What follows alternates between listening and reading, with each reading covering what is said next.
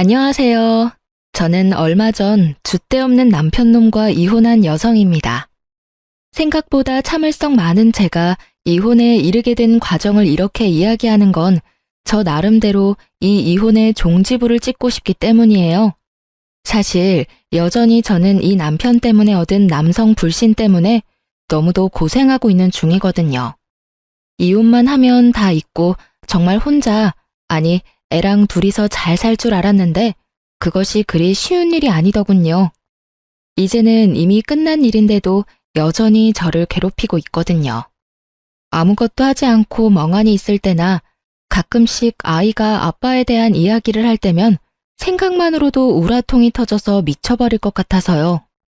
친구에게 이야기했더니 차라리 다 털어놓으면 마음이 편해지지 않겠냐는 생각으로 사연 글을 써봅니다.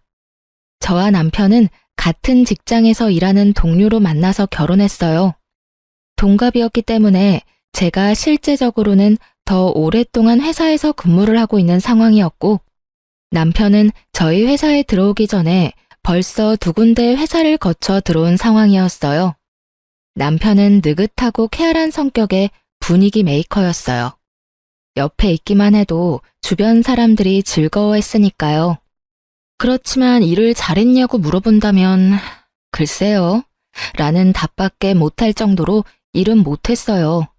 제가 옆에서 봤을 때는 못한다기보다는 따분해하고 금방 흥미를 잃을 것 같다는 느낌이 더 컸죠.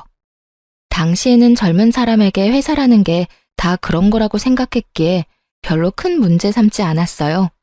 하지만 지금 돌이켜보면 남편은 한 가지에 진득하게 붙어서 집중할 수 있는 사람은 아니었어요. 처음에 말한 그대로 줏대가 없는 사람이었거든요. 그래도 같이 있으면 즐거운 사람이었기에 남편이 제게 고백을 하고 청혼까지 했을 때는 당연히 받아들였어요. 결혼이라는 게 중요한 건 저도 알았지만 저도 처음 해보는 거고 상대방을 다 안다고 착각하고 있었거든요. 내가 그 사람의 모든 모습을 봤다고 또 알고 있다고 말이죠. 그렇게 맹신했던 대가는 결혼 후에 모두 지불하게 됐죠. 이런 상황에 시댁이라도 저와 마음이 맞았다면 제가 힘든 일도 없었을 텐데 시댁도 저와는 영 다른 세계의 사람들이었어요. 시어른들은 남편을 최우선으로 생각하는 사람이었어요.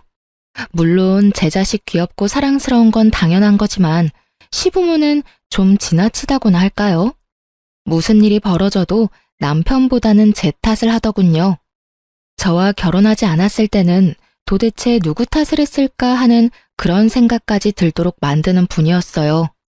저와 직접적으로 연관된 일이 아님에도 언제나 제 탓을 하고 남편을 두둔하는 분들이었죠. 게다가 무엇보다 맞벌이를 그다지 좋아하지 않으셨고 그 시간에 제가 남편을 내조하고 육아를 해주길 바라는 분들이었어요. 하지만 그럴 수는 없었죠. 두 사람이 벌어도 수도권에서 살면 모자라게 되어 있거든요. 저희 친정이나 시댁은 고만고만한 데다가 저랑 남편 직장도 그리 좋은 곳은 아니라 많이 벌지도 못했으니까요. 현실적으로 안 되는 문제를 언제까지고 꼬투리 잡아 요구하시는 분들을 보며 이대로 결혼 생활이 잘 될까 싶은 생각도 들었었죠. 그리고 그런 고민에 확신을 더해주게 된 사건이 벌어졌어요. 결혼 후 4년 차에 일어난 일이었죠.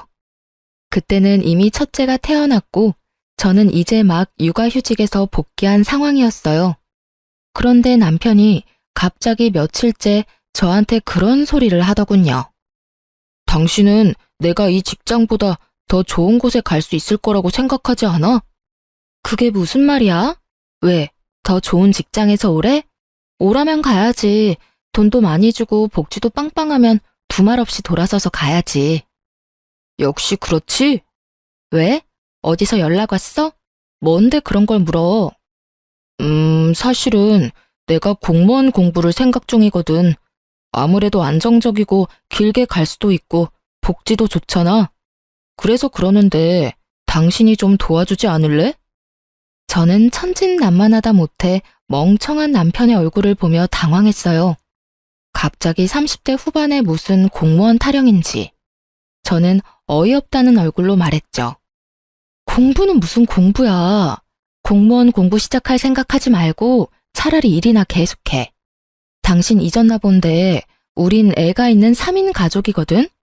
당신 공부한답시고 돈 안 벌면 내가 번 돈으로 생활해야 하는데 감당이 안 돼. 절대로 안 된다고. 그러니까 절대로 허튼 생각하지 말고 지금이라도 생각 접어. 내가 가만히 생각해봤는데 나는 일반 회사랑 궁합이 안 맞는 것 같단 말이야. 내 성격이랑 맞지도 않고. 누군 성격이 맞아서 이래? 아니, 젊고 결혼 전이라면 당신이 어디서 뭘 하든 상관 안 하는데 당신 지금은 애 아빠고 책임져야 할 가족이 있는 사람이야. 성격만으로 일 때려치우고 나간다는 건 정말 말도 안 되는 이야기라고. 게다가 직장 나오고 다음 계획이 공무원 공부라고? 그거 경쟁률이 몇 대 몇인지는 알고 이러는 거야? 아니면 나 일부러 엿먹으라고 이러는 거야? 결국 큰 소리가 나올 수밖에 없었죠. 그렇지만 남편의 요구는 계속됐어요. 그 주 주말에 시댁에 가서도 똑같은 말을 들어야 했고 저도 똑같은 말을 되돌려줬죠. 철벽 치듯 하는 저를 보더니 시모가 한마디 하더군요. 예, 무슨 이야기인데 이렇게 안 된다고만 하니? 무슨 일 있어? 저는 이때다 싶어 시모에게 말했어요. 남편이 하려는 미친 짓거리들을요. 아무리 시모가 제 자식만 애정하는 사람이라도 이 나이에 공무원 공부가 말도 안 되는 일이라는 것쯤은 당연히 알고 있을 거라고 생각했으니까요. 이 사람이 직장 그만두고 공무원이나 한다잖아요. 지금 당장 붙을 수 있는 것도 아닌데 지금 시작하면 언제 합격하고 언제부터 이래요? 게다가 현실성도 없고 지금 시기가 너무 안 좋잖아요. 혼자 버는 데다가 애까지 있는데 가장이 쉬면 남은 가족은 어떡하냐고요. 제 말을 듣던 시모의 얼굴이 이상하게 변하더니 제 예상과는 꽤 다르게 상황이 흘러갔어요. 넌 어떻게 마누라가 돼서는 남편 생각을 그렇게 몰라줘? 남편이 큰 뜻을 품었으면 당연히 지원해줘야 하는 거지. 그걸 혼을 내고 있어? 그리고 너 일하잖아. 매번 일하는 거 자랑으로 생각하면서 내가 그만두고 내조하라고 할 때도 절대 일 그만 안 뒀잖니. 그러면 네가 벌어서 살림하면 되는 거 아니니? 왜 자꾸 애를 잡아? 시모의 그 말에 한마디 해주고 싶었지만 쪽수로 밀리니 어쩔 수 없더군요. 남편을 믿는 마음은 눈꽃만큼도 없었지만 남편의 공부를 허락하기로 했어요. 그렇지만 다짐을 받았죠. 1년 안에 안 될 것 같으면 포기하라는 것과 남편이 돈을 벌지 않으니 최대한 아껴 쓰라는 것까지요. 그랬더니 남편이 좋아서는 당장 퇴사하고 공무원 시험 교재를 사러 가더군요. 그렇게 남편의 수험 생활이 시작됐어요. 나이가 있으니 외우는 것도 어려운 일이었고 외웠다 하더라도 다른 일 잠깐 하면 까먹기 일쑤였죠. 솔직한 말로 1년 안에 공무원 안 되면 남편을 다시 취직시키고 엄청 갈굴 생각으로 참고 있었어요. 그런데 며칠 뒤에 뜬금없이 시모에게 전화가 왔어요. 저는 당시에 일하고 있는 와중이었고 전화를 아슬아슬하게 받을 수 있었죠. 네, 어머님. 무슨 일로 전화하셨어요? 야, 너는 어떻게 된 애가 남편 밥도 안 주고 나와? 저는 의아했어요. 밥을 안 주다뇨. 애 어린이집 보내기 전에 남편과 애 셋이서 아침을 먹었는데 말이죠. 어머님, 아침은 같이 먹고 나왔는데요. 점심 말이다, 점심. 지금 시간을 좀 봐. 애가 여태껏 아무것도 못 먹고 불쌍하게 굶기나 하고. 애초부터 이 결혼이 잘못된 거지. 남편한테 관심이 없는 여자랑 결혼을 해서 그래. 시모 말에 저는 두통이 오는 머리를 주먹으로 퉁퉁 두드렸어요. 시모가 우리 집에 갔을 리는 없고 가지 않았다면 답은 하나죠. 남편이 시모에게 밥 못 먹었다고 찡찡댔다는 거. 그리고 그 이야기에 시모가 전화와서 이런 어이없는 말을 하는 거고요. 어머님, 죄송하지만 저는 지금 회사에서 일하는 중이에요. 가까우면 모르겠지만 왕복 1시간이고요. 갔다 오면 제 점심시간이 없어지는 데다가 남편이 밥 차려 먹을 수 있도록 준비 다 해놓고 왔는데 갑자기 이게 무슨 소리세요? 그 사람 집에서 공부하고 있거든요? 집에 있는 사람이 밥을 해 먹어야지 어떻게 밖에서 일하는 사람이 집까지 가서 밥을 차려주고 나와요? 네가 준비를 해왔으면 왜 우리 아들이 나한테 전화와서 배고프다고 난리를 피우겠어? 그리고 우리 귀한 아들이 왜 혼자서 밥을 차려 먹어? 너는 손이 없니 발이 없니? 네가 나와서 당장 챙겨주고 와. 일한다고 생색내나 본데 일을 해도 남편 내조는 해야 할 거 아니야. 우리 아들 지금 공부하고 다닌다고 너 무시하는 거야? 시모 말 들어보니 남편 놈이 배고프다고 시모에게 전화해서 떽떽거린 모양이었어요. 집안이 어떻게 되어 있는지도 모르고 무작정 저한테 전화해서 저부터 족치는 시모를 보며 팔이 너무 안으로 그것도 아주 기형적으로 굽은 게 틀림없어 보였어요. 공부한답시고 돈도 벌지도 않는 축내기만 하는 남편 놈에게 제가 집에까지 가서 밥을 차려줘야 할 이유가 하나도 없었잖아요. 오히려 제가 열받아서 내쫓지만 않으면 다행인 일을 무슨 생각으로 제 탓을 하는 건지 저는 시모에게 따지려다가 참았어요. 시모가 뭘 알겠나.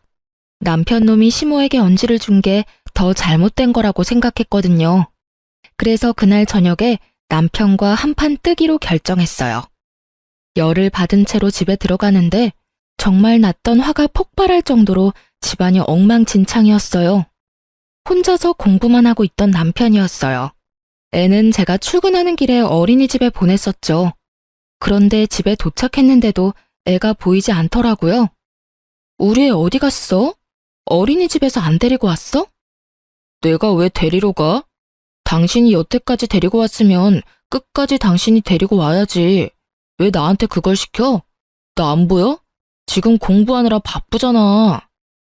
남편 놈은 공부하는 자리에 앉아 있었지만 거실 테이블과 소파, 탁자 위에는 남편의 흔적이 고스란히 남아 있었어요.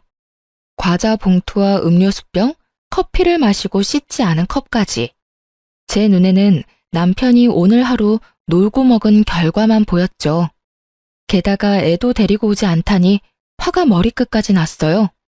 당신한테 공부하라고 한 건 맞지만 상식적으로 집에서 공부만 하는 거면 애는 당신이 좀 데리고 와야 하지 않아? 애 어린이집이 아파트 단지 내에 있는데 거리가 멀지도 않은데 왜 매번 내가 데려올 때까지 기다리는 거냐고. 내가 항상 늦어서 어린이집에 죄송하다고 말하며 애 데리고 오는 거 알고 있으면서 이 시간까지 애를 그냥 놔두는 게 말이나 돼? 애가 있으면 시끄러워서 공부가 안 돼. 그래서 안 데리고 온 거고. 좀 그런 거로 나한테 짜증내지 마. 나도 열받으니까. 남편의 그 말에 뒷골이 확 당기더군요. 자기가 뭔데 열이 받아요? 이 상황에 열받을 사람은 저 말고 없잖아요. 결국 저도 남편에게 한마디 했어요. 당신 공부하라고 그냥 놔둔 건 당신이 하고 싶은 거 마지막으로 하게 해주려던 것뿐이야. 그런데 당신이 공부한다는 핑계를 대면서 이 집안에서 아무런 일도 하지 않으려고 하는 건 용납 못해. 무슨 말이냐고? 이 집은 전세이긴 하지만 내 집이고 돈 버는 사람도 나뿐이거든? 앞으로 적당히 하지 않으면 쥐뿔도 없을 거라는 이야기야.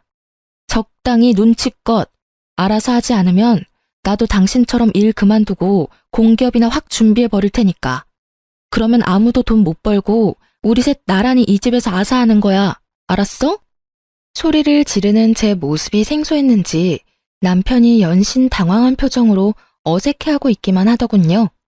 저는 남편에게 말했죠. 당신이 공부를 한다고 해서 우리 집안일에서 벗어난다고는 생각하지 마. 진짜로 그렇게 생각하고 있는 거면 당신이랑 내가 왜 같이 살아? 부부는 함께 사는 사이지 한 사람이 희생하는 관계는 아니잖아.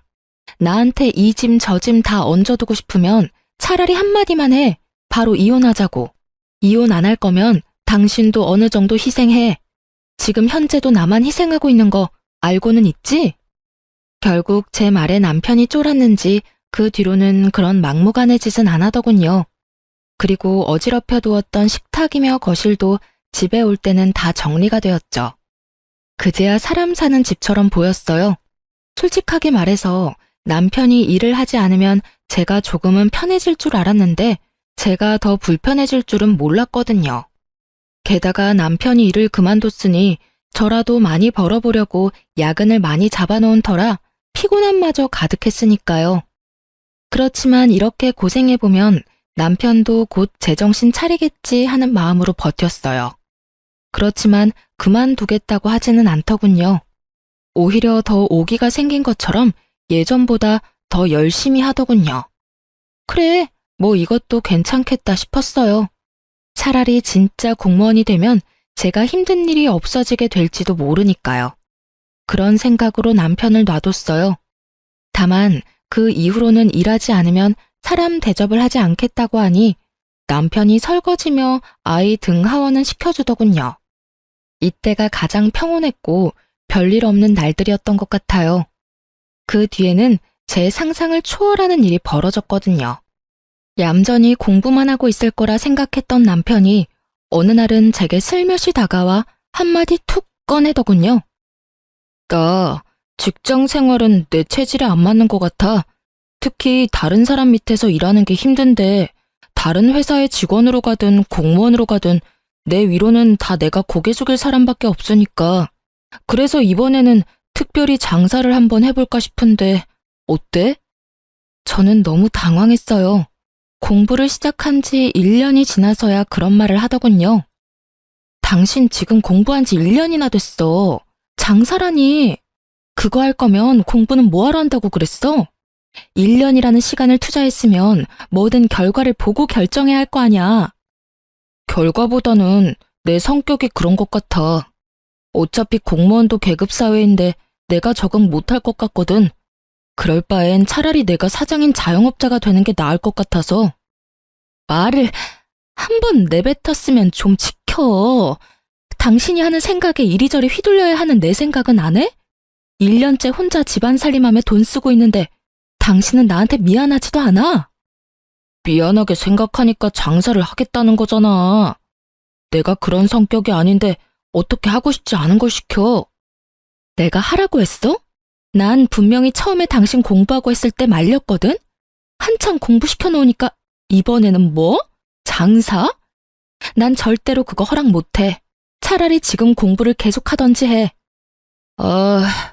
이래서 당신이랑은 대화가 안 된다고. 알았어. 내가 대충 알아서 할 테니까 당신은 신경 쓰지 마. 신경이 쓰이지 않을 리가 없잖아요. 그날 이후로 저는 남편의 일거수일투족에 신경을 썼어요. 뒤를 쫓는 정도는 아니었지만 그래도 이 사람이 무엇을 하고 있는지 정도는 알아야 한다고 생각했어요. 사고 치기 전에 막아야 한다는 일념으로 말이죠. 그런데 한창 남편이 공부도 팽개치고 열심히 여기저기 움직이더군요. 그러더니 장사 이야기가 나온 지 한 달 만에 저한테 말하더라고요. 당신 돈 좀 있어? 나 꼭 필요한데 써야 하는데 좀 빌려줘. 나중에 2배로 갚아줄게. 무슨 일이야? 설마 또 장사 때문에 돈 빌리는 거면 난 절대 못 줘. 난 승산 없는 일에는 투자 안 해. 승산이 왜 없어? 이번에 친구 정훈이 좋은 아이템 가져왔거든? 당신도 들으면 진짜 혹할 것 같은데. 지금 가게 리모델링에 돈이 좀 쪼들려서 그래. 당신이 좀만 도와주면 안 될까? 장사하는 거면 돈 안 준다고 했지. 그리고 벌써 일 다 버렸잖아. 게다가 동업? 그리고 리모델링이면 이미 가게가 들어섰다는 건데 가게 세울 돈은 어디서 났어? 내가 받은 퇴직금 좀 넣었지. 그리고 모아뒀던 돈도 넣었고. 저는 제 귀를 의심할 수밖에 없었어요. 남편이 가지고 있던 돈을 다 털어넣었다는 말이었거든요. 모으고 있던 돈과 퇴직금까지 털어낸 남편은 정말로 빈털털이었어요. 그런 남편이 제게 돈을 더 요구하니 속이 터졌죠. 그 가게가 어떤 가게인지는 모르지만 일단 저는 제 인생에만 집중하기로 했어요. 그 말은 돈을 빌려주지 않았다는 뜻이죠. 제가 돈을 빌려주지 않으니 남편 놈이 아주 열받는다는 표정으로 저한테 눈으로 욕을 마구마구 하더라고요. 그러나 더 이상 달라고 요구하지 않고 사라졌어요. 저는 남편이 어디로 갔는지 알 수 없었지만 어디든 제발 제정신 차릴 수 있는 곳에 가길 바랬어요. 그리고 한 달 정도 지났을 때 시모가 제게 전화를 했어요. 네, 어머님, 어쩐 일로 전화하셨어요? 너 얼마 전에 빌려간 4천만 원은 언제 갚을 거니? 돈을 갚으라고요? 금시초문인 일이었죠. 저는 시모에게 돈을 빌린 적이 한 번도 없었거든요. 게다가 4천만 원은 큰 돈이었죠. 그래, 네가 우리 아들 시켜서 돈 가져갔잖아. 이번에 전세 계약할 때 집주인이 4천만 원 올려받게 됐다면서? 저는 그런 말을 한 적이 없었거든요. 어머님, 혹시 그 돈을 준 계좌는 그 사람 계좌인가요? 그래, 아들 앞으로 보냈다. 몇 달 있다가 이자까지 쳐서 보내준다고 했잖니. 그런데 가만히 생각해보니까 그렇게 큰 돈을 그냥 빌려준 게 좀 그래서 말이야. 와서 차용증이라도 써야 할 것 같아서. 시간 되면 아들이랑 집에 좀 오거라. 그제야 저는 지끈거리는 관자놀이를 열심히 주물러댔어요. 저한테 돈이 필요하다며 찡얼거리던 남편놈이 시모에게 제 이름 팔아서 돈을 빌렸더군요. 게다가 시모는 그 돈을 덥석 줘놓고는 저한테 돈이라도 떼일까 싶어 뒤늦게 차용증을 쓰자고 말하는 거였고요. 저는 일단 시모에게 진실을 알려줬어요. 어머님, 그 돈 남편 계좌로 줬으니까 아시겠지만 저는 이 상황에 대해 아는 게 없어요. 그리고 전세는 아직 재계약 이야기도 안 나왔고 집주인에게 연락도 없었거든요. 제 명의로 계약했으니 연락도 저한테 올 텐데 그럴 기미도 없어요. 그럴 시기도 아니고. 게다가 저는 그 돈 구경도 못했어요. 돈이 어디로 갔는지 알고 싶으면 남편에게 물어보세요. 뭐? 그럼 우리 아들이 나한테 거짓말을 하고 그 큰 돈을 가져갔다고? 말이 되는 소리니? 걔가 뭐 때문에 그런 짓을 하겠어? 너 설마 아들이랑 나 사이 이간질하려고 그러는 거니? 바빠서 그럴 틈도 없어요. 어쨌든 남편 오면 물어보세요. 그렇게 이야기하다가 아차 싶었죠. 혹시 남편이 또 시모에게 거짓말하면 어쩌나 싶은 생각에 말했어요. 혹시 모르니까 오늘 저녁에 제가 남편 데리고 시댁 갈게요. 어머님은 기다리고 계세요. 저는 그날 저녁 남편이 들어오자마자 시댁으로 향했어요. 그리고 시모 앞에서 남편에게 물었죠. 오늘 어머님이 나한테 돈 4천만 원 갚으라고 하시더라고. 그런데 난 돈을 빌린 기억이 없거든? 당신이 그 돈 받았다는데 어떻게 된 건지 알려줘. 그래, 아들아, 뭔가 잘못된 거지? 네가 나한테 거짓말을 할 리가 없잖아. 왜 네가 돈을 빌리는데 거짓말을 해? 저와 시모의 물음에 남편이 당황한 얼굴로 어물쩍거리더니 한참을 꿈을 대다 말하더군요. 엄마, 사실 내가 장사 준비하고 있거든. 리모델링 비용이 모자라서 돈 좀 빌리려고 와이프한테 이야기했는데 와이프가 못 빌려준다고 하더라고. 그래서 엄마한테 빌린 거야. 역시 장사였어요. 하지 말라고 하는데도 끊임없이 돈을 갖다 바르는 걸 보니 정말 화가 머리끝까지 났지만 시모 앞이라 최대한 참으며 말했죠.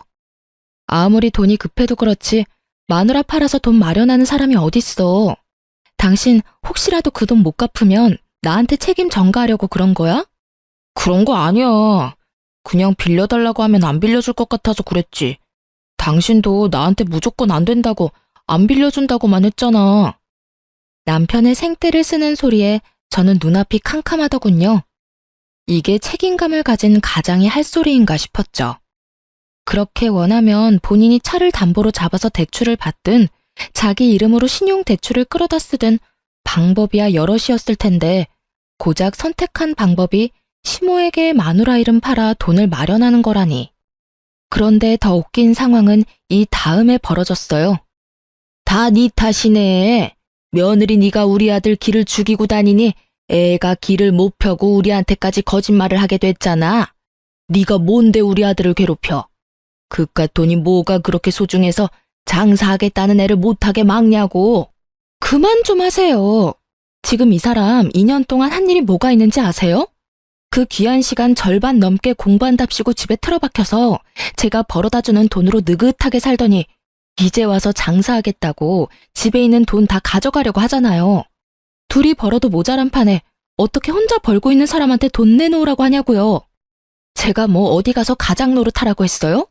공부하고 싶다고 해서 공부시켜줬더니 시험은 합격도 못 해놓고 이제 와서 장사하겠다고 저러는데 어떤 마누라가 돈을 내놔요?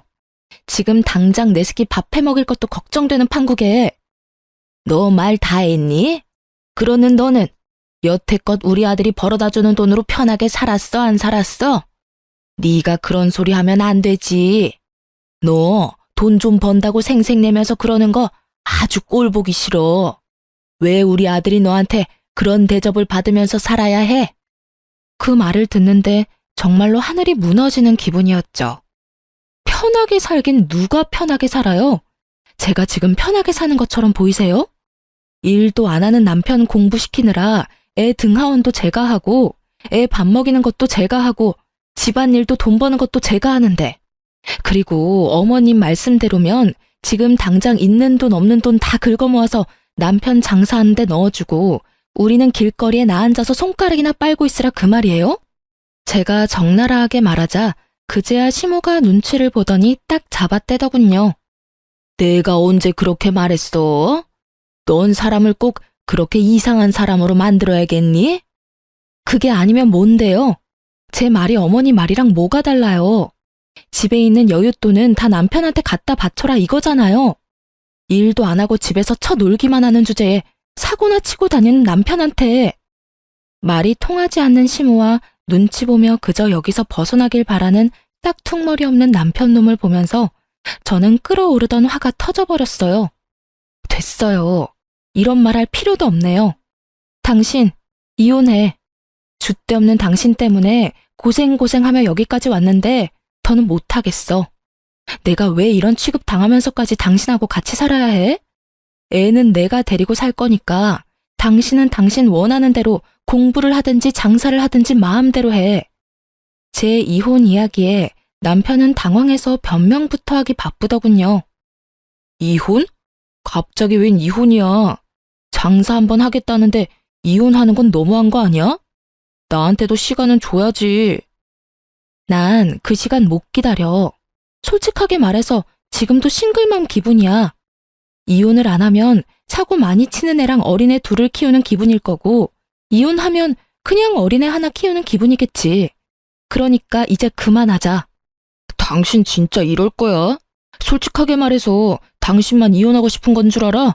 내가 하고 싶은 말이었어. 그래도 당신 고생한 거 알고 있으니까 여태껏 내가 참은 거지. 뭘 참았는데? 네가 도대체 뭘 참았다고 네 입에서 이혼 이야기가 나와? 결혼해서 마누라 고열 빨아가며 열심히 놀았으면서 당신이 뭘 참았는데? 내가 한 잔소리가 그렇게 듣기 싫었어? 당신이 정상적으로 직장만 다니고 있었어도 내가 그랬겠어? 와, 내가 이런 남자랑 결혼했다니 진짜 최악이다, 최악. 그래, 당신도 이혼하고 싶었다니 다행이네. 질질 끌고 할 필요도 없이 깔끔해서 좋겠어. 이런다고 내가 무서워할 줄 아나 본데 당신이나 후회하지 마라. 여태껏 나 깔본 거 생각하니까 더 열받네. 줘, 이혼 서류. 지금 당장 작성해서 줄 테니까. 그래, 아들. 잘 생각했어. 이런 여자가 남편 잡아먹는 년이야. 세상 천지에 반이 여자고 우리 아들 내조 잘해줄 여자도 어딘가에는 있을 거다. 처음부터 이런 여자인 걸 알았으면 결혼을 허락하지도 않는 건데. 시모의 응원의 말에 힘입었는지 결국 남편놈은 그 자리에서 이혼 서류를 작성하더군요. 이혼 서류는 제가 가져온 거였어요. 솔직하게 말해서 이혼할 마음으로 들고 왔다기보다는 이걸 보면 남편놈도 제정신 차리지 않을까 싶어서 가져온 건데 아예 반대 결과가 나타나 버렸죠. 남편놈이 그걸 작성하는 걸 보는데 괜스레 화가 더 치밀어 오르더군요. 왜 지가 더 속 시원해하고 기세등등한지. 나중에 나 잘되고 나서 애 앞세워서 찾아오지나 마. 뭐래? 웃기고 앉았네. 돈이나 벌고 그런 말 하는 게 어때? 지금 당장 돈 10,000원도 못 버는 인간이 허세는? 결국 그렇게 저는 이혼 서류를 냈어요. 소송을 하게 되겠지만 제게 불리할 거라고는 생각지 않았어요. 그만큼 남편의 행동은 정말 최악이었으니까요. 그리고 제가 불리한 판결을 받는다 해도 저 남자와는 더 이상 엮이고 싶지 않았거든요. 서류를 내고 남편은 2주 뒤에 집을 나가기로 결정했어요. 원래 우리가 살던 집은 제가 결혼 전부터 살고 있던 전셋집이었고 계속 계약을 갱신해오고 있었으니 제 명의로 되어 있었거든요. 남편의 지분이 조금도 없으니 나가야 할 사람은 남편 혼자였으니까요. 어차피 시댁으로 들어간다기에 짐을 조금씩 옮기고 있었죠. 그런데 서류 내고 일주일 정도 뒤부터 남편 놈이 초조해하며 제 눈치를 보기 시작하더군요. 저는 관여하고 싶은 마음이 조금도 없었기에 아예 모른 척했어요. 그런데 모른 척해도 들리는 걸 듣지 않게 막을 방법은 없잖아요. 그런데 전화통을 계속 받지 않는 누군가에게로 연락하는 걸 봤죠. 쎄한 기분이 들었어요. 알고 보니 남편과 동업한다던 친구가 잠수를 타서 연락이 안 되는 데다가 리모델링하고 있던 곳은 완전 남의 가게였던 거예요. 한마디로 사기를 당한 거였죠. 어차피 저는 이혼을 할 사람이고 저는 애를 데리고 있잖아요. 남편 놈이 저 상태면 위자료는커녕 아무것도 못 받겠다 싶어서 시모에게 전화를 했어요. 네가 무슨 일로 전화니? 나는 할 말 없다. 이미 우리 아들이랑 이혼하기로 한 거 잊었어? 나한테 이혼은 실수였다고 말하기만 하면? 그런 거 아니에요. 어머님 아드님이 사기를 당한 것 같네요. 동업한다는 친구가 연락이 안 되는 것 같아요. 본인 퇴직금이며 모아둔 돈도 다 장사 미천으로 동업자에게 갖다 바친 모양인데 어머님 돈도 거기 들어가 있지 않나 싶어서요. 제 말에 갑자기 수화기 너머로 목소리가 뚝 끊기더군요. 사기? 넌 도대체 뭘 했길래 남편이 사기를 당하도록 만들어? 엉망진창으로 해놓고 이혼하면 너 혼자 도망가겠다는 거랑 뭐가 달라? 설마 이럴 거 알고 이혼하자고 한 거니? 사기 당할 걸 누가 알겠어요. 그리고 저는 애초에 장사하는 걸 반대했던 사람이라고요. 무슨 말만 하면 다 제 탓을 하시는데 이렇게 된 건 어머님 탓이 제일 크잖아요. 아들이 허튼 짓 하는 것 같으면 부모가 말리든지 타이르든지 해야 하는데 어머님 뭐라고 그러셨어요? 며느리가 남편 이겨먹으려고 한다고 남편 하고 싶은 대로 못하게 한다고 엄청나게 혼내셨잖아요. 그때 막았으면 이런 꼴 받겠어요? 그러면 어쩔 수 없지. 네 전세금 빼서 나한테 갚아. 나는 그 돈 무조건 받을 거니까. 전세금은 오로지 제 돈이라서 그렇게 못하죠. 그리고 돈 빌린 사람이 따로 있는데 왜 저한테 그러시는지? 저는 그 돈 구경도 못 해봤고 어차피 법원에서 금융기록 확인하면 남편한테 흘러가서 남편이 동업자한테 준 거 다 확인될 거예요. 그리고 와이프랑 자식 방임한 건 남편 책임이니까 그에 대한 위자료는 아마 제가 받아야 할 거고요. 남편이 못 내면 저도 법적으로 할 수 있는 조치는 다 취할 거예요. 그러니까 앞으로 아드님 고삐 잘 쥐고 있으시라고요. 제 말에 시모는 놀랐는지 대답을 못 하더라고요. 결국 그날 남편은 시모에게 불려갔고 집에 왔을 때는 시부모에게 몇 대 맞았는지 제대로 털린 얼굴로 돌아왔더군요. 그러면서 저한테 한마디 하더라고요. 당신이 우리 엄마한테 나 사기당했다고 말했어? 왜 그딴 말을 해? 누가 사기를 당했다고? 동업자한테 돈을 다 넘겼는데 동업자가 연락이 안 되고 리모델링 중이라던 가게가 실제로 다른 주인이 있었던 거면 그게 사기지. 당신은 그게 사기가 아니라고 생각해? 그래서 내가 미리 이야기했잖아. 장사 쉽게 보지 말라고. 그리고 제대로 할 거였으면 돈이 어디서 어떻게 흘러가는지 정도는 당신이 확인하고 같이 돈 쓰는 자리에 있었어야지. 동업자한테 다 맡겨놓고 당신 혼자 편하게 있으면서 장사를 한다고? 내가 처음에는 당신이 줏대가 없는 사람이라고 생각했는데 그게 아니었어. 당신은 세상 모든 일이 그냥 쉽게 보였던 거지. 그래서 매번 뭐 하나 잃어보지도 못하고 딴 거 찾고 그래서 이렇게 사기도 당하잖아. 제 말에 전곡을 찔렸는지 남편 놈은 가만히 저만 째려보더군요. 째려보면 뭐 어쩔 건데. 나 째려보고 있으면 동업자가 갖고 나른 당신 돈이 나올 것 같아? 이러고 있을 시간에 그 동업자 찾으러 다니는 게 훨씬 낫지 않겠어? 어차피 일도 없고 공부도 안 하고 한가했잖아. 애를 보기를 해, 집안일을 하기를 해. 아무것도 안 하는데 뭐하러 여기서 전화통만 붙들고 있는지 당최 이해가 안 돼서 말이야. 그리고 말해두는데 나는 어떻게 해서든 내 목 다 받아낼 거야. 그러니까 당신도 그렇게 생각하고 있으라고. 대충 어영부영 넘어가는 건 절대 없을 거니까. 구구절절 다 맞는 소리를 하니 뭐라 말하지도 못하고 여기서 더 싸웠다가는 오히려 이혼에 더 불리해질 것 같으니 남편 놈은 조용히 화를 삭히더군요. 만약 사기당한 화를 저한테 다 쏟아냈으면 저도 참지 않고 완전 맞받아칠 작정이었는데 그렇게 되지 않고 끝났어요. 남편 놈은 그날 저녁에 바로 남은 짐을 다 싸서 시댁으로 갔죠. 그렇게 저와 남편은 이혼이 법적으로 정리될 때까지 사적으로 연락하지 않았어요. 그리고 이혼하고 나서 남편 놈의 근황을 듣고는 이혼 참 잘했다는 생각을 했어요. 전 남편은 시댁에서도 밥만 축내며 지냈다고 하거든요. 의욕도 없고 의지도 없고 2년을 내리 놀아서 회사 생활에 아예 흥미를 잃은 전 남편이 시부모 눈에도 아주 밉보였나 보더군요. 하긴 결혼시켜서 밖에 내놓았을 때는 가까이 있지를 않으니 귀하고 자랑스러운 내 자식이겠지만 집에서 저렇게 철없는 아들을 보고 있으면 어느 부모가 화가 안 나겠냐고요. 게다가 전 남편이 일을 하지 않고 백수로 지내니 저에게 와야 할 양육비가 오지 않게 된 거죠. 제가 매번 남편에게 양육비 달라고 하면 전 남편은 시부모에게 돈 좀 붙이라며 시부모에게 떠맡기기 바빴거든요. 그게 1년이 넘게 지속되자 시부모님들도 알게 된 거죠. 남편이 인간 말종이라는 걸요. 결국 비난의 화살은 제가 아니라 본인들 아들에게 돌아갔고 전 남편은 시부모 등살에 못 이겨 결국 알바를 시작했더군요. 취직을 하려니 공백기가 좀 있는 데다가 본인도 이제 회사 생활이 영 맞지 않다고 생각했는지 아니면 여가 시간을 즐기고 싶었는지 파트타임 알바를 다니고 있더군요. 그리고 일하고 나서 얼마 안 돼서 저한테 연락이 왔어요. 여태까지 한 번도 애를 보러 오지 않았던 놈이 갑자기 애가 보고 싶다고요. 애가 보고 싶다는 아빠를 외면할 수는 없으니 일단 만날 약속을 잡았어요. 그런데 이놈이 만나자마자 어이없는 말을 하더군요. 나 얼마 전에 일자리 구했어. 일도 지금 하고 있고. 지금 생각해보면 나 생각하고 걱정해주는 사람이 당신뿐이었는데 내가 왜 그랬나 모르겠어. 우리 이혼 다시 한번 생각해보지 않을래?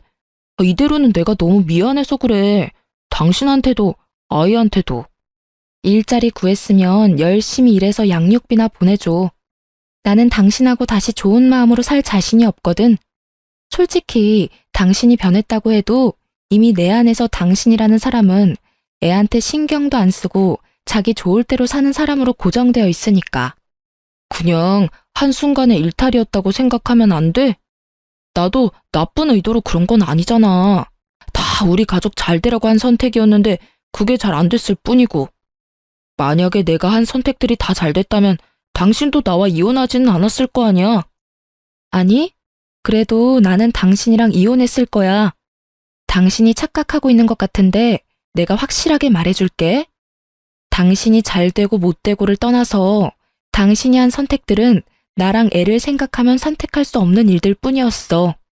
와이프를 일하게 하고 애도 돌보지 않고 하지 말라는 것만 골라서 한 모든 것들이 말이야. 그러니까 한마디로 너는 네 생각만 하는 이기적인 놈이라 이거지. 그러니까 다시 이혼해도 넌 똑같이 이기적인 선택을 할 거야. 그리고 당신이 변했다 해도 나는 다시는 너한테 안 가. 내가 아닌 다른 사람과 잘해봐. 나는 2번을 당했으니까 3번은 당하고 싶지 않거든? 내 인생을 걸고 그런 도박을 하라는 건 좀 너무하지 않냐? 제 말에 강한 비난을 읽었는지 남편은 다시 입을 꾹 닫더군요. 제가 넘어올 줄 알았나 봐요. 그렇게 남편은 애를 보는 둥 마는 둥 하고 돌아갔어요. 그리고 그날 저녁에 시모에게서 전화가 왔어요. 이번에는 또 어떤 탓을 하려나 싶어서 전화를 받았죠. 그래, 잘 지내니? 애도 잘 지내지? 오늘 아들이 왔다 갔지 않아? 네, 다녀갔어요. 저는 긴 말하고 싶지 않았어요. 전 남편이 재혼 이야기 꺼낸 것도 하고 싶지 않았고요. 그런데 시모가 그러더군요. 네가 우리한테 서운한 마음인 건 잘 알아. 그렇지만 너희는 가족이잖니? 우리 아들 저렇게 집에서 처량하게 있는 거 보니 딱하고 안 됐어. 나도 그렇고 아들도 그렇고 다시는 너 하는 말, 너 하는 일에 토달지 않겠다 다짐하마. 그러니까 우리 아들 좀 다시 데려가, 응? 저는 이 대목에서 웃을 뻔했어요. 같이 살아보니 자기 아들이 어떤 인간인지를 알았던 모양인지 빠르게 저한테 보내고 싶어서 안달이 났더라고요. 그런데 제가 받아줄 리가 없잖아요. 이제 와서 입 싹 닫고 다시 데려가라는 건 좀 너무하시지 않나요? 그렇게 자랑스럽고 사랑스러운 아드님이면 어머님이 직접 데리고 있는 게 맞는 거 아닐까요? 솔직하게 말해서 저는 자기만 소중하게 생각하는 남자는 필요가 없거든요. 아무리 답답해도 어머님한테는 아들이니까 이해하고 넘어갈 수 있겠지만 저는 생판남인데다가 그 사람 때문에 피해만 본 사람인데 제가 왜 그 사람을 데려가요? 그 사람이 저와 아이를 가족으로 생각했으면 잘하던 일 때려치우고 공부한답시고 백수돼서 돈을 축내는 일을 했겠어요? 와이프가 하지 말라고 단단히 일렀는데도 장사해보겠다고 있는 돈 다 때려받고 사기 당할 일 만들었겠어요? 사기치려는 놈한테는 못 이긴다는 거 알아요. 그러면 그 동업자라는 사기꾼 말 듣기 전에 마누라 말을 조금이라도 귀담아 들었으면 이런 일이 없었을 거잖아요. 제가 왜 어머님을 위해서, 전 남편을 위해서 다시 재혼이라는 희생을 해야 할지 모르겠네요. 그냥 아드님 옆에 계속 데리고 사세요. 저는 사고만 치고 가정에는 충실하지 않은 이기적이고 줏대없는 남자는 필요 없거든요. 저는 제 할 말만 하고 전화를 딱 끊어버렸어요. 이 얼마나 뻔뻔하고 계산적인 사람들인지. 아무리 봐도 자기가 감당 못할 것 같으니까 저한테 다 넘기려는 수작이잖아요. 게다가 전 남편도 시모보다 더 답이 없는 놈이죠. 이혼할 때 그렇게 기세등등하게 큰 소리 쳤잖아요. 잘 되고 나서 애 앞세워서 찾아오지 말라고요. 그 짓을 지가 지금 하고 있는데 제가 받아줄 거라 생각한 게 웃기지 않나요? 그 이혼 직전의 인연은 제 인생의 암흑기와 마찬가지예요. 그때를 생각하면 진짜 자기 혐오에 빠질 정도거든요. 그래도 어떻게든 너무 늦지 않은 시기에 빠져나와 천만 다행이라고 생각하고 있어요. 실은 전 남편이 공부를 한다고 했을 때부터 이혼을 해야 하나 싶은 마음이 있었던 것도 사실이고, 그때 이혼을 했다면 제가 그만큼 고생할 일도 없었겠죠. 하지만 그 당시에는 그 사람을 한번 믿어보고 싶은 마음이 있었던 건지도 몰라요. 물론 배신당했지만요. 그랬기에 두 번째에는 더 늦기 전에 이혼할 수 있었던 것 같아요. 이렇게 사연글을 통해서나마 제 이혼을 털어놓고 나니 마음에 마침표가 찍혀진 기분이네요. 저와 이렇게 어울려주신 분들께 감사드립니다. 좋은 일로 다시 글을 써볼 기회가 있었으면 좋겠네요.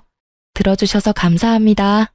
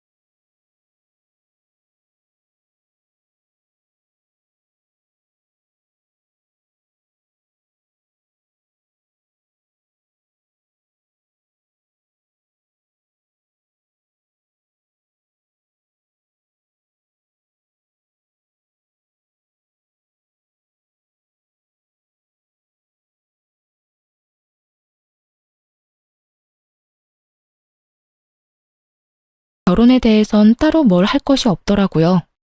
그저 동서의 짐을 빼서 집 앞에 내팽겨 쳐놨더니 쥐도 새도 모르게 가지고 갔다고 했어요. 전동서의 진짜 남편은 소송이 진행되며 회사의 모든 사실이 알려져 당연스럽게 회사에서 잘리게 되었고, 실력 좋은 변호사분이 합의는 절대 없다는 서방님의 의견을 적극 반영해 최선을 다해 사기죄 최대 형량을 받아내겠다고 하더군요. 이 어이없는 상황에서 더 어이없는 소식이 전해졌는데 그게 무엇인지 예상이 되시나요? 그건 바로 전 동서의 진짜 남편이었던 박대리가 그 없는 살림에 비싼 변호사를 선임해 모든 죄를 동서에게 덮어 씌우려고 했다지 뭐예요? 그럼 뭐 하나요? 증거가 차고도 넘치는걸요. 괜한 돈 낭비만 하고 다니는 진짜 남편과는 달리 전 동서는 진짜 남편에게 배신당하고 자포자기한 상태에서 판결만 기다리고 있는 상태라고 하더군요. 그렇게 그 거머리 같은 사기꾼들과의 인연은 끝이 났어요. 전 여전히 시댁과 친정의 도움을 받으며 잘 지내고 있어요.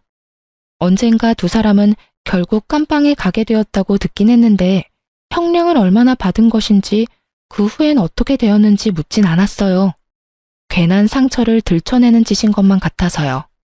한동안 서방님, 아니 도련님은 힘들어 하시더라고요.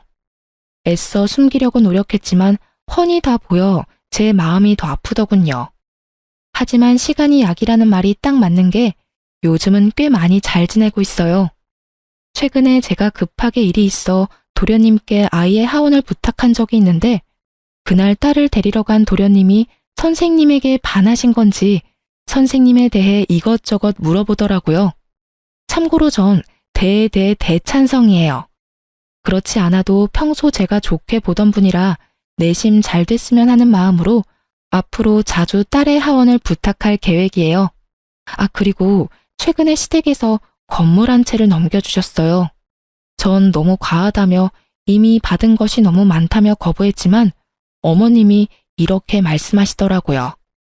첫째야, 내가 이번 일 겪으면서 느낀 바가 많아. 내 생각 같아선 언제까지나 네가 우리 가족이고 그 사실은 변함없을 테지만 또 사람 일이 어떻게 될 줄은 모르는 일이지 않니?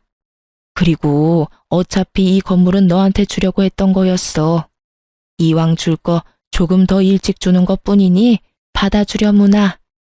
어떻게 되기는요. 희은이가 있는데 죽을 때까지 가족이죠. 그렇게 생각해주니 고마워. 너 내가 했던 말 기억하지? 혹시나 좋은 사람 생기면 새 출발하라는 말.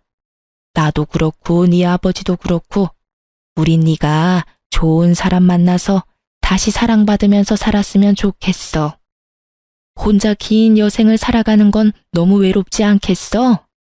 그러니 너도 좋은 사람 있으면 연애도 하고 연애하다 이 사람이다 싶으면 결혼도 해. 알겠지? 건물은 잘 챙겨뒀다. 희은이 공부도 시키고 너 결혼하게 되면 결혼 자금으로도 쓰려무나. 이렇게까지 챙겨주시는데 더는 싫다고 할 수도 없는 노릇이길래 못 이기는 척 받아뒀어요.